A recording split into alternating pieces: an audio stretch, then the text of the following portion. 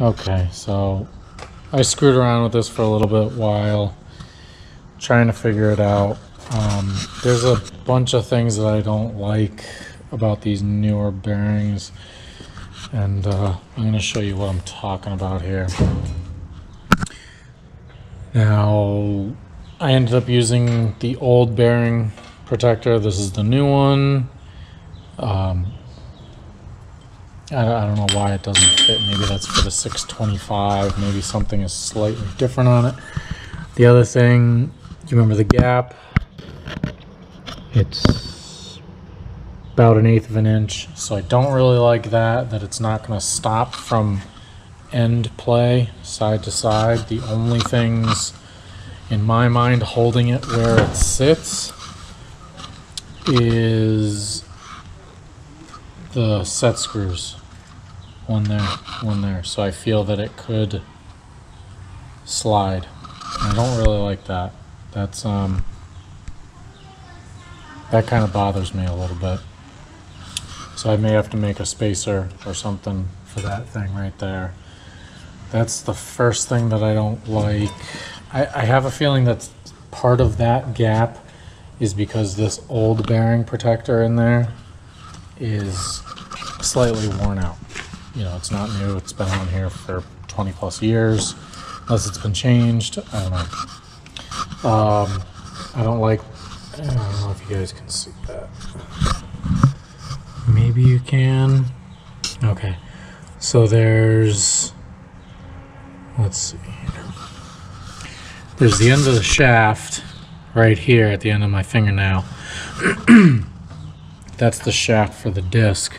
Then there's about a 1-inch gap between the bearing and the end of the shaft, and I feel like there's supposed to be a spacer there to keep it from moving.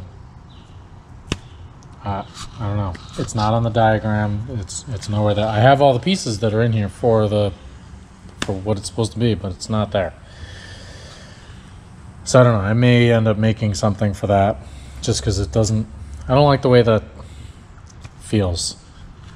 I feel with all the vibrations coming from a chipper, things coming in, it has the potential to move too much. Also, the old bearings had 2 set screws. The new ones only have 1 on the caps. So you have 1 flat spot here, and then 1 flat spot here. I would feel that it should need 2. But I guess it doesn't. That's fine. I'm going to throw a set of knives on here real quick just to check the gaps, because I think these plates are definitely thinner than the old ones. And you probably can't see it, but these bolts are sticking in a lot more than they should. And they are, well, let me see if I can get a flashlight here. Show you guys what I'm talking about. They are a lot closer. See that? That's the bolt for the cap right here. That should be flush. It was flush with the old ones, but now it's about 1/4 of an inch in closer, and now it's, geez, a little bit more than 1/8 of an inch, maybe 3/16 away from the discharge. Same thing with this one over here. See how close that is? I don't really like that. That kind of bothers me. So I may try and put some washers here for that. Here's what I was talking about. See that big space? It's about 1 inch long. I don't like that either. That kind of bothers me.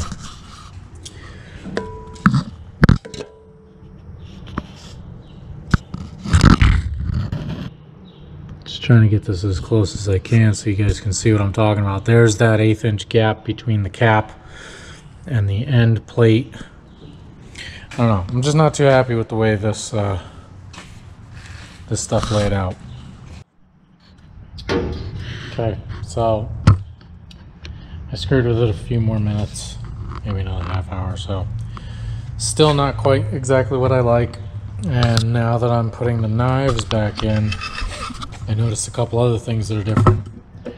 This pin right here, this is what locks the wheel when you're changing the knives. It's considerably more difficult to get in. I don't know if you can see it, but you can see how it's off in the pinhole. It's not in the center. Before it used to go in right away, no issue. Now you got to kind of wiggle it and fight with it, and it's a pain, and I'm already not enjoying it. But it comes out, but whatever. The plates are smaller. I'll get a measurement on them. I believe it's almost 1/4 of an inch, because I have a knife on here. It's somewhat newer, so it's almost full width, and it hits the bolt. Hits that bolt too.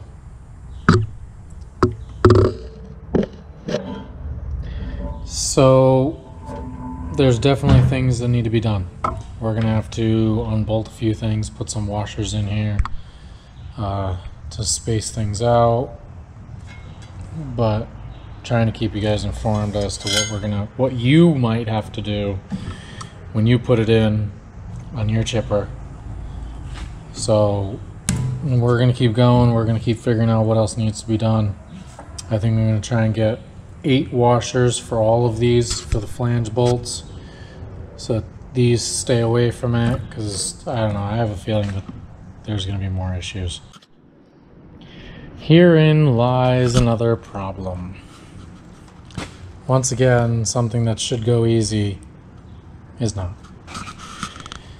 I took all 4 of the plate bolts out, and luckily I had some 1-inch shouldered bolts kicking around, so I cleaned those up, ran a chase down them, made sure they were good.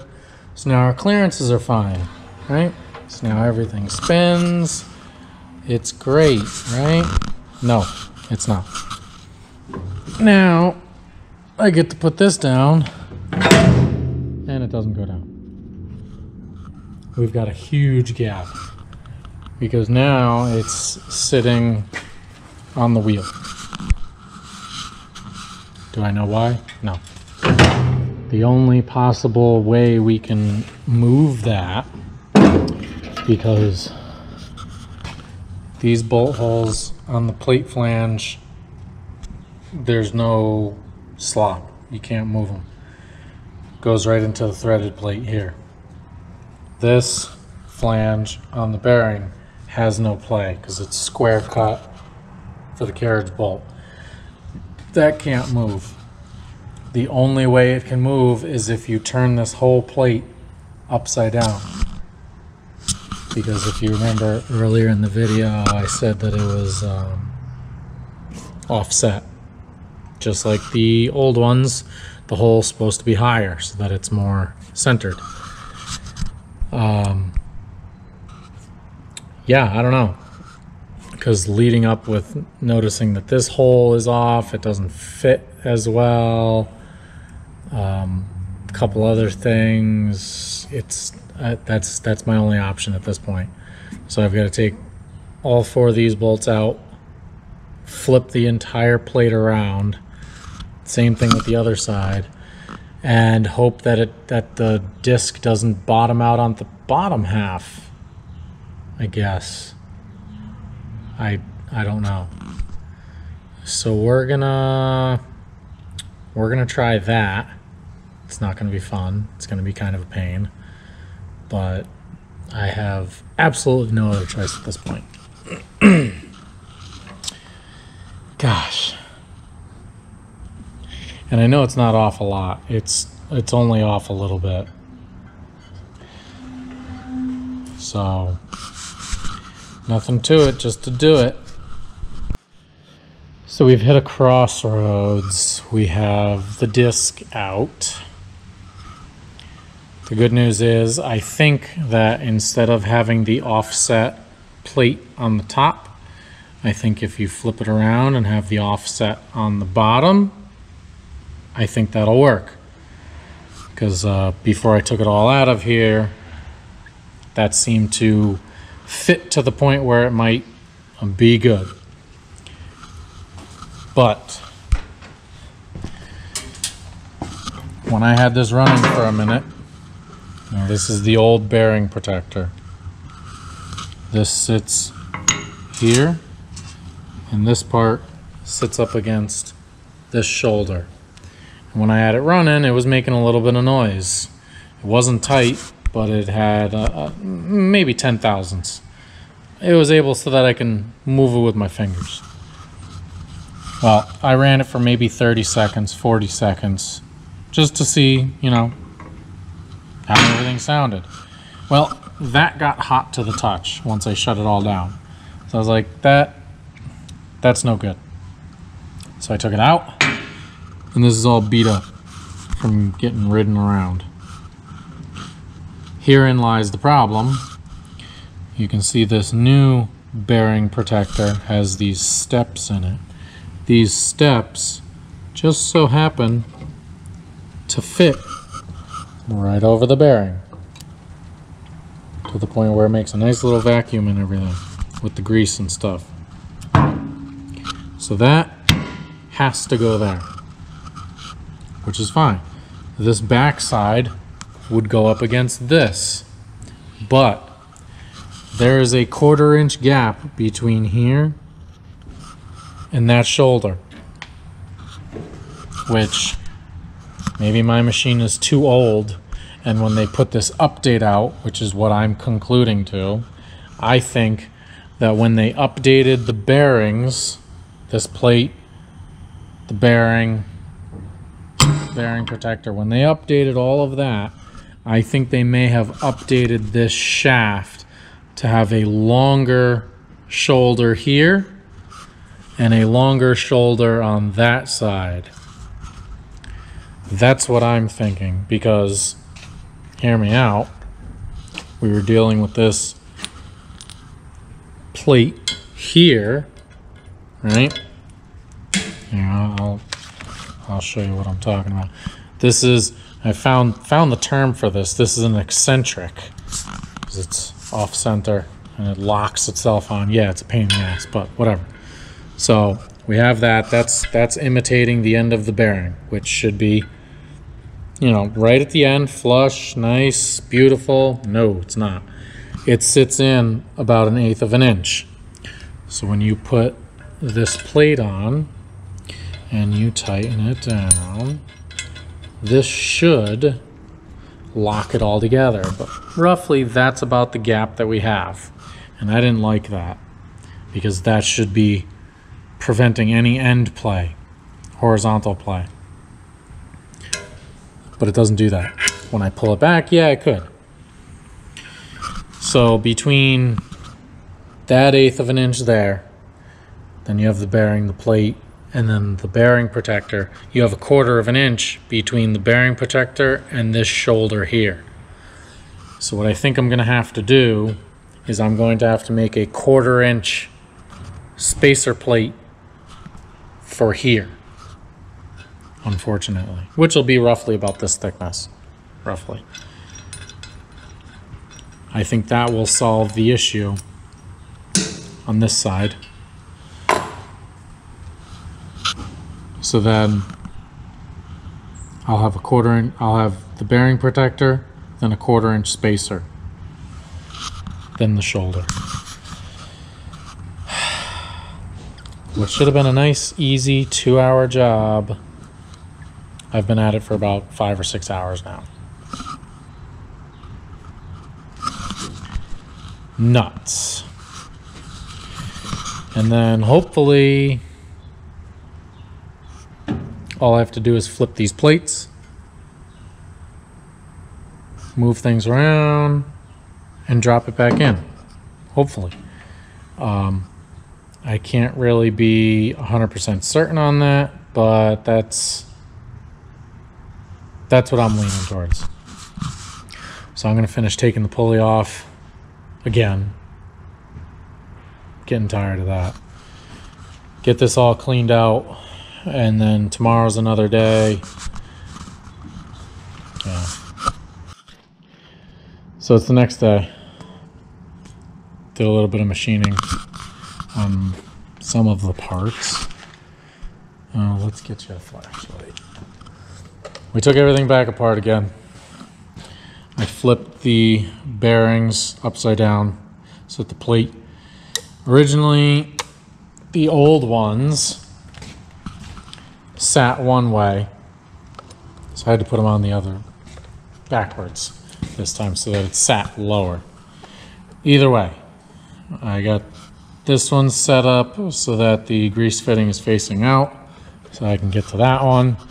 This one, the grease fitting is facing upwards, which I should be able to gain access through the top, the belt guard.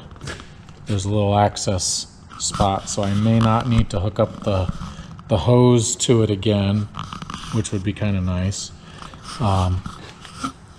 And then in here, what we did, try not to make this super glare.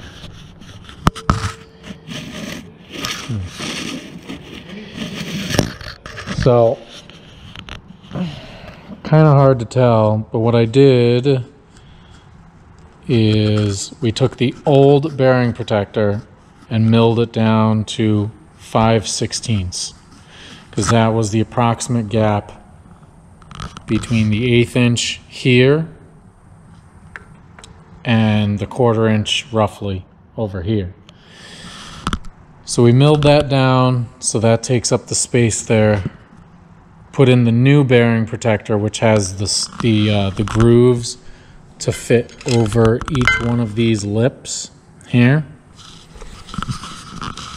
Put the bearing on, put the bearing cap on, and then this had a little bit of a wear groove on it from the old bearings. So I cleaned that up, smoothed that out, so now that's level. So now this is all nice and tight.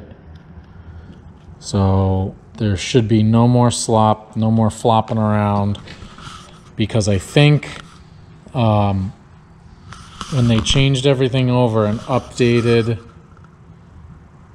the bearing plates, the bearings, the sleeves, everything, I think they updated the actual main shaft and made these shoulders on this side and that side wider.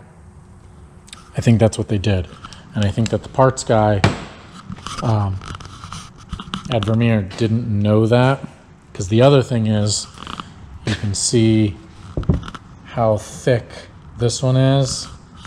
It's, let's see, I think it's, that's 9/16. It's bigger than 9/16. So that's pretty thick, right? Now the new plates, here's 9/16 again, considerably smaller. So what I still have to do is, these were the original bolts, just nothing fancy. Threads in here, and then a whole bunch more thread came through. So what I did is I got rid of those, and I found these shouldered ones, which were a little bit shorter. They come through only a little bit, and it leaves about 1/8 of an inch of clearance, I believe, between the bolt end and the actual chipper knife. So what I'm probably going to do is I'm probably going to grind down the tip of this a little bit so that it gives a little bit more clearance.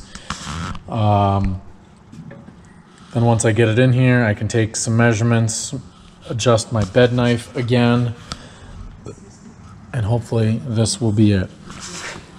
So we're going to get this set up and get this assembled, and hopefully I can be done with this today. Hopefully.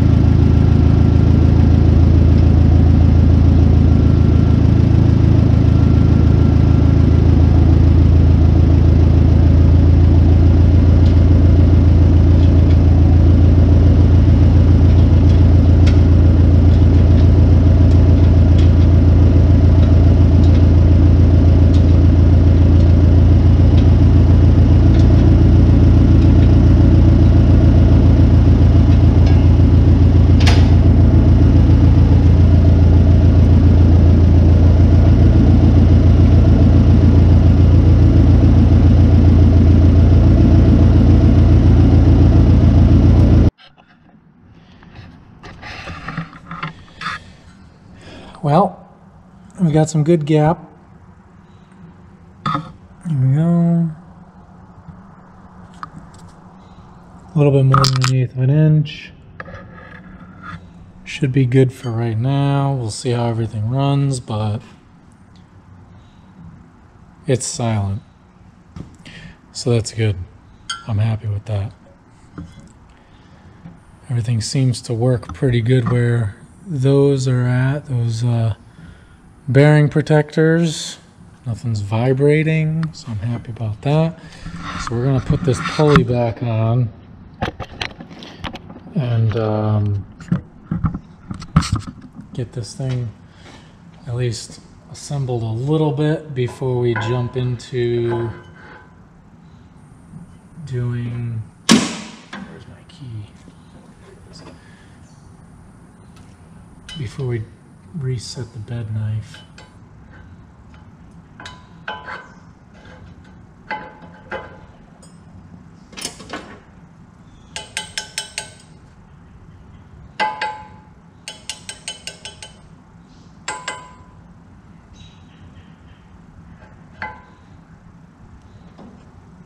It's gonna be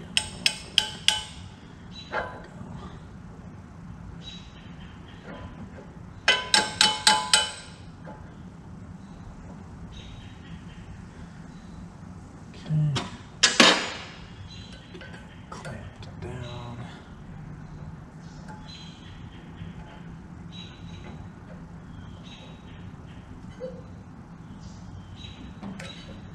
Nice.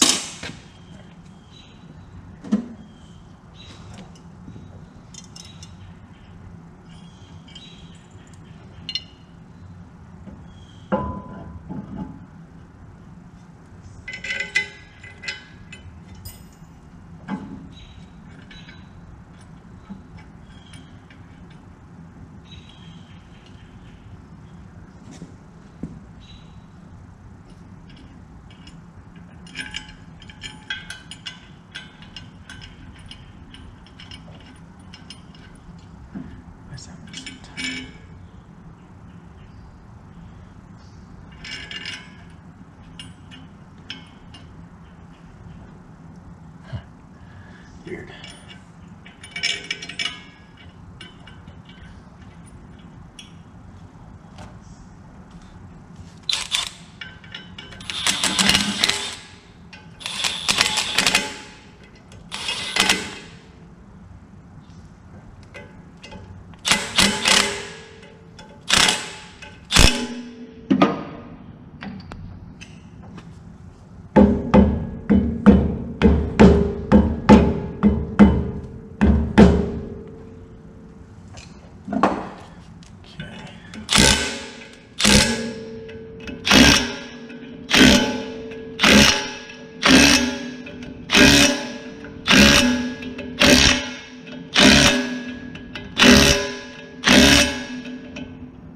Almost.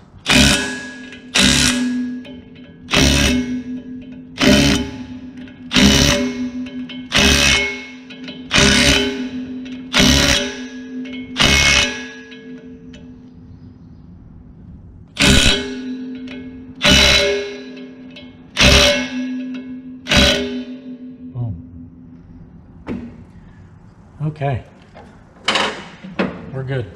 Let's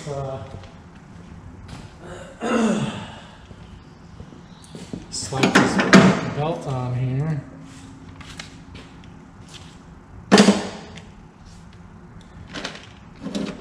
See about maybe getting this to spin around a little bit. I want to get it to run a little bit because the last time that I had it run, that bearing protector got pretty warm. So I want to make sure that that doesn't get warm again. That's how I noticed everything was all weird. It was vibrating up against the back of the bearing housing. And I just didn't like it. So we'll see what it does this time.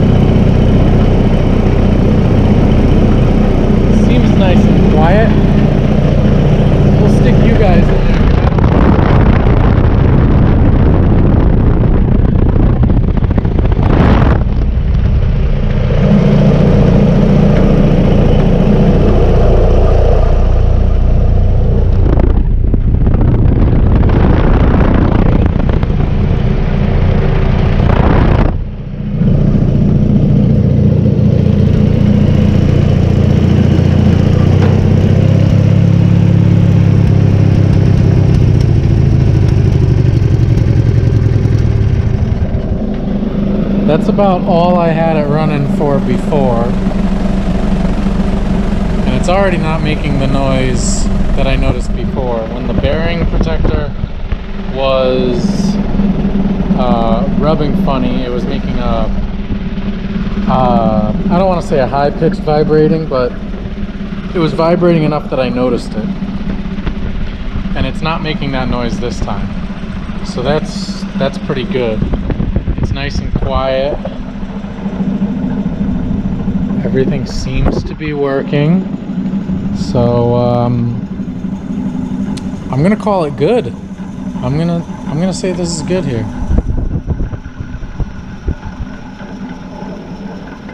That sounds a lot nicer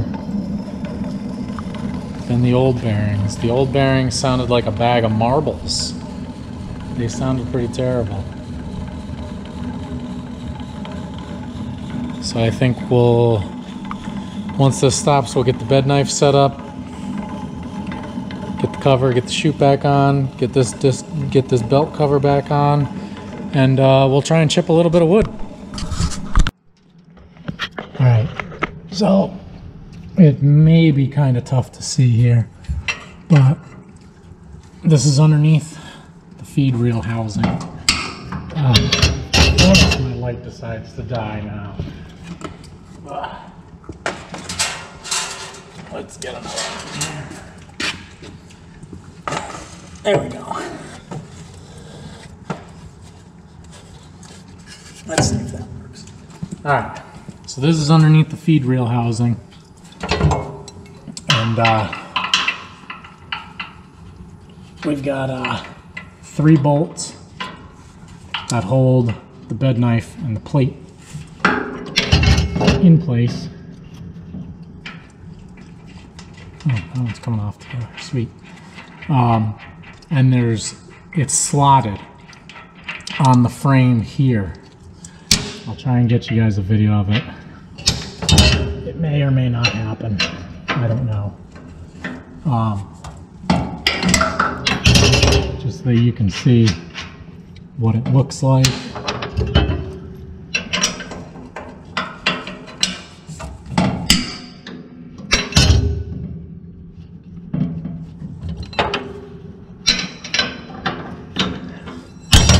We're going to set the bed knife to about 1/4 of an inch.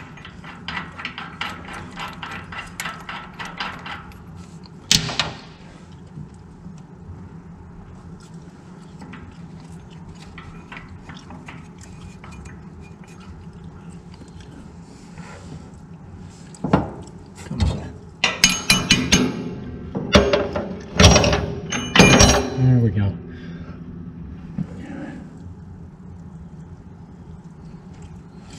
Ooh, I don't know if I have much adjustment left on that.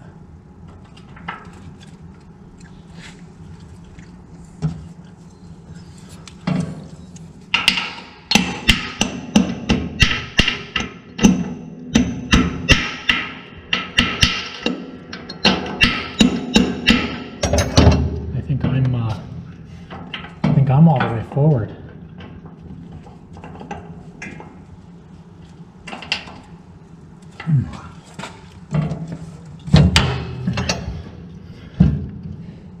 So it's got a crab in there.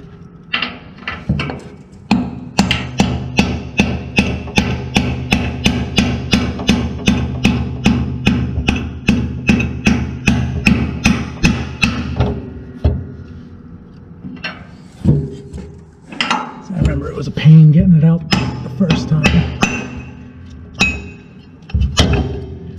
There we go.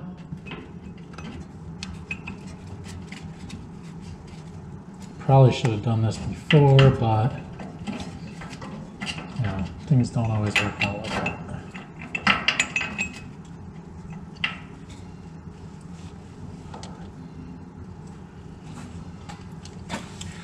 Let's see here.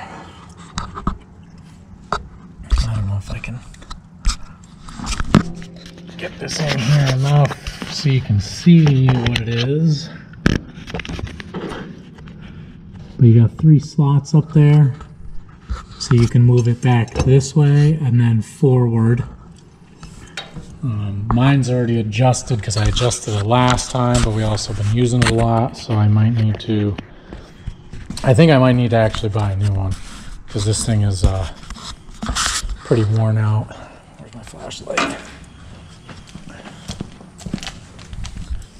So what we're gonna do, you can see the bed knife in there. What you do is you get your regular chipper knife up to the side there. You can see the bed knife on the left and the chipper knife on the right. And then you take a measurement between the furthest point of the chipper knife, which is the actual edge, to the actual bed knife. And what we're gonna do is we're gonna take maybe a piece of plate steel or something, slide it down there so that that'll be all set. Tighten it down, and that'll be the measurement. I got to clean out a couple little things in there. It's kind of jamming it up, and then we'll get this set. Okay, I'm gonna try and get this recorded as best I can. This is not gonna be easy, but I'll try. Actually, that's not terrible right there. So what I'm gonna do is I'm gonna set the bed knife to the gap of the width of this wrench. It's like 7.5 millimeters thick, which is 5/16, something like that. So we're gonna set it to that because that's all that I have that can reach down that far. So what you do is you get the actual knife edge, the actual cutting part, the sharp bit right here. You get that lined up even with the bed knife. And what you do is I'm sticking the wrench down in there. And that's pretty tight right there. Set it across.